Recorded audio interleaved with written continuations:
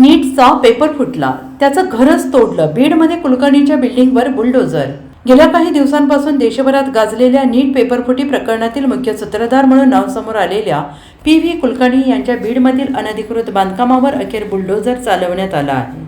गेल्या काही नगरपालिकेच्या नोटीसनंतर संबंधितांकडून स्वतःहून बांधकाम पाडण्यास सुरुवात करण्यात आली असून सध्या या कारवाईची शहरात मोठी चर्चा सुरू आहे. नीट पेपरफुटी प्रकरणाचा तपास सुरू असताना PV कुलकर्णी यांची बीडमध्ये मोठी मालमत्ता असल्याचं समोर आलंय.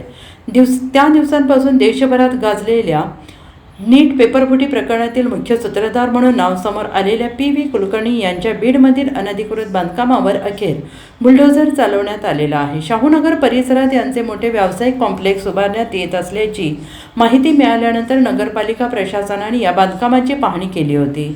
नगरपालिकेच्या अधिकाऱ्यांनी प्रत्यक्ष स्थळी जाऊन बांधकामाची मोजदाद आणि तपासणी केली असता अनेक नियमांचे उल्लंघन झाल्याचं आढळून आलं.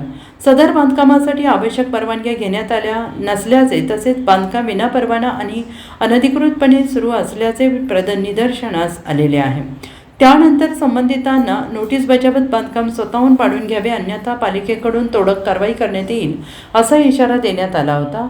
नगरपालिकेने दिलेल्या मुदतीनंतर आता PV कुलकर्णी यांच्या वतीनं संबंधित बांधकाम स्वतःहून पाडण्यात येत आहे.